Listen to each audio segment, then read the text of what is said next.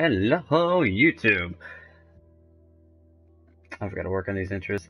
Anyway, this is the first video of my new gaming channel, Rebel Hero 96 Gaming.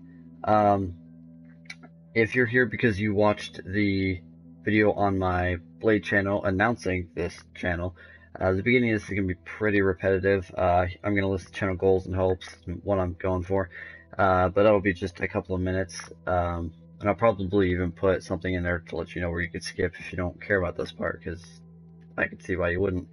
But anyway, I'm kind of hoping with this channel to be doing different videos such as reviews of different video games, different gameplays with commentaries, maybe a few top 10s. I don't want this to be a top 10 channel, but I like doing those occasionally. Might doing discussions on new games, maybe what I'd like to see in that new game, maybe what I know about it. I'd like to do some different walkthroughs, maybe even let's plays, as well as eventually do some live streams, but I would need to get a bigger fan base before worrying about any of that. I'm going to do some collaborative videos with my brother, who's going to be setting up a gaming channel himself, and we'll probably be doing a lot of Ghost Recon and Grand Theft Auto 5 online. Do some how-tos, that kind of goes with walkthroughs, but tips and tricks and things like that. I'd also like to do the occasional accessory walkthrough, not walkthrough, accessory review, such as different PlayStation accessories like the PlayStation camera or the headsets, because I know they can be expensive and you might want to know what you're buying before you buy it, but those are going to be few and far between. Anyway, at this point, let's go ahead and get into the first impression. Now keep in mind, this is a first impression video, not a full review. So I would not be talking about the storyline of the game because I, one, not beat it, and two, haven't had time to go through and look at all aspects of it and see whether or not it's really a good storyline. But I will talk about some of the things I've noticed, including combat mechanics, vehicle controls, the characteristics of the AI that you can play with if you're playing offline, and the perk system. But anyway, here's some gameplay of me playing it, so it's not a completely boring video. As far as combat and mechanics, I have to say I like the mechanics for the infantry controls. They're pretty smooth, they're not clunky. I'll get down here and show you guys some of the controls. Yeah, I was afraid they'd be kind of clunky because they have an option. Oh, this is enemy help. Opening fire. Because they are, when you aim, it goes from third to first person. I was afraid that would be really weird. But like names like this. However, if you click R3, you're in third person too. So I do like this. I usually play like this, and if I need to go to first person, I just click R3 real quick. So if you don't like the first two, or sorry, third to first person, you can just change it to an over the shoulder look. There is no jump button with infantry. Okay. Ship off. Find some fucking cover. Where are these things come from? Anyway, there is no jump button. However, you can climb most objects. When you walk up to it, it'll give a prompt to say X to climb. So I haven't had any problems getting stuck in anything or not being able to get on top of something I want to climb. I've had no problems with that. Kind of going with the combat mechanics. It had an interesting thing I've never seen, an interesting way of using a suppressor in this game. If the enemy doesn't know you're there and you use a suppressor, let me put it on. Ooh. Oh shit, here they come. Just get back here. If the enemy doesn't know you're there and you're using a suppressor, it does more damage. However, if they know you're there, the suppressor causes it to do less damage.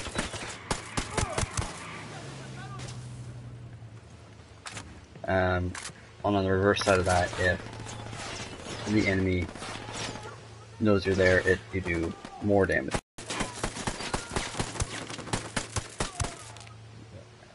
Something I gotta say I like is the realistic amount of rounds I can take.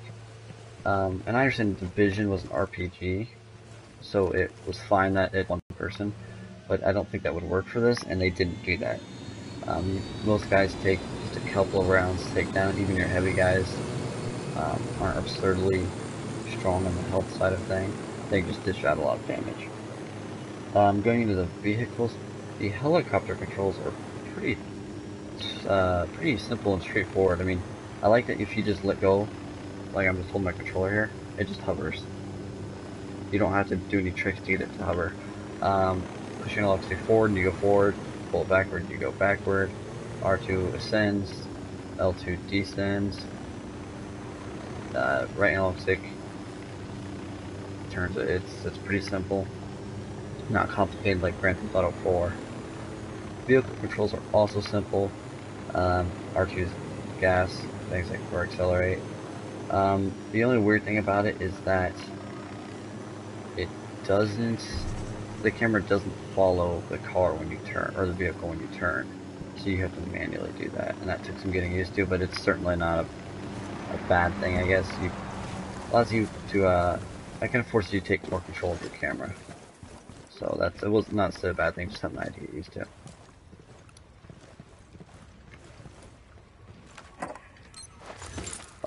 As far as the AI characters that I'm playing with, where are they? Those diamonds. Can't see them right now, they're on the other side of the building. They're actually pretty intelligent. They are helpful. They'll kill enemies, and they will revive me. They're smart enough that, like, if I get killed, and there's an enemy right next to me, they won't just come up, start reviving me, they'll kill him first. On the same note, they're not overly good. They're not so strong or so smart that they're going to carry you through the game. Especially since they only can revive you once per firefight, unless you have a certain perk, which I will get into later in the video. Where is this good part? Do I have to take the elevator? If you're wondering why there's a green tint, I just have my night vision on, so I can see a little bit better.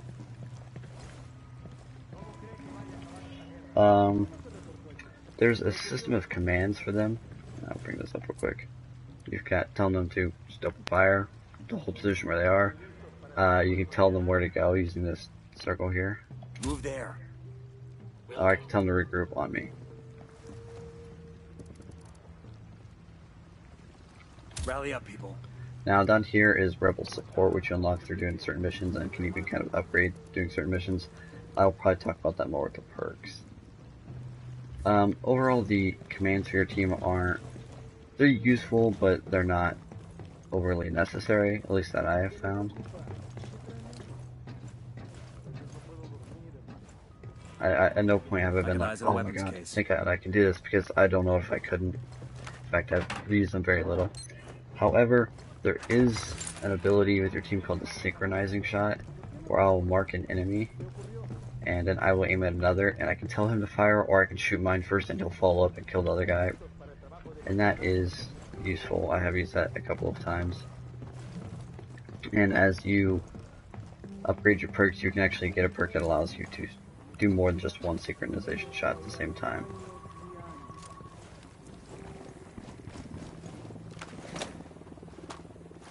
As far as the perk system is concerned, go to your perks here. You've got 5 different areas for your perks. The 6th one is just a command, which I'll talk about in a minute.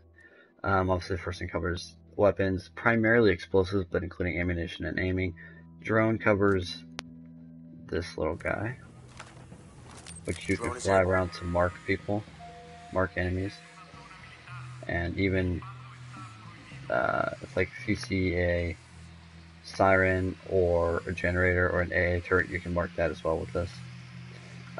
If you upgrade it, which I'm not that far, you can unlock payloads to drop with it, including one that just makes noise, so distract or pull enemies away, an EMP to fry electronic equipment. Okay, and then basically drop like a grenade. And this really useful one that I unfortunately don't have yet is the medic. It allows you to revive fallen teammates with your drone. Um, then there's under item, and that covers your other explosives, carrying more frag grenades, C4, the mines, different throwable things. Then you go to physical, and that covers how much you can run without getting tired. The note pain isn't actually bullet resistance, it's just how much bullet resistance you have after immediately being revived. Basically, how much health your cars have. Obviously, quiet running is pretty self-explanatory. Bullet resistance, this is one that actually affects how much damage you can take from bullets. A couple of different things here. And then the epic skill is recover faster from injuries. I don't know how useful that would be. Squad recovers strictly your AI squad. This doesn't work for online. I take that back. I don't know that for sure as far as like revive speed, but extra sync shot is offline only because online you automatically get all 4. Just a couple of, this last chance. This is the one that affects how many times they can revive you in one fight. You don't have that limitation online. Overall, the perks are useful. I don't feel like they're lacking really anyway. Obviously, there's always going to be something like this has been neat to have, but I don't feel that they're lacking too much. I don't feel the way I felt about Horizon Zero Dawn's perk system. I felt like it was so small and just lacking. It's a fun game, but I felt like the perk system could have done a lot more. Here, I'm not getting that feeling. It covers quite a bit, and I think it's going to be extensive enough for me to have fun with it. However, I am afraid that I'm going to be able to completely unlock it really soon, so I'm going to have it for most of the game, which, don't get me wrong, I hate a system where they don't let you unlock it all until the very end of the game. You have no time to play with it, but at the same time, I want to have something to work towards throughout the entire game. I don't want to have everything unlocked by the midway point in the game, and the last half of the game have nothing to work towards. But anyway, on how you get the perks is you have skill points that you acquire from leveling up, finding cartel medals, and the occasional mission will give you skill points. And every perk requires a skill point, at least one skill point to upgrade, usually 2, 3, sometimes 5. They also require a set resource. There are 4 resources: gasoline, medication, communication supplies, and food. And what supplies it takes along with the skill point is kind of random. I haven't noticed anything. Like, for example, upgrade the speed of my drone. The second time it takes food, and I don't think there's a real rhyme or reason. You get those supplies by doing side missions such as, let's see if I can find one. Right here, right here is a communications convoy. I can go and stop and tag it for the rebels to come and grab it. Over here is a supply helicopter I can steal and deliver. There's also supply planes, but I don't see any right now. There's a supply helicopter full of medication. If I can hover over gasoline, some food, helicopter I can steal. The helicopters are kind of difficult because if you're not fast enough, the enemy will jump in it and fly away with it. But the planes, I've never seen them do that. Anyway, so then there's also, at any bases, you'll find small caches of a said resource that you can like throw a marker in, and it's depending on the difficulty of the area you're in. Like, this is only 1. It could be anywhere from 50 to, I think I've seen 300 of that resource on a small cache. Just kind of neat side things to do, something to look for while you're out there exploring. And I actually enjoy doing a lot of side missions. That's why I haven't done too many storyline missions. That's about all I've got. Like I said, this is not a full review. I don't feel that I'm near far enough in the game to have a full review. It's just a first impression. So far, I can definitely say I'm enjoying it. At first, I had trouble enjoying it. I guess I was kind of expecting it to be like The Division, and it's not.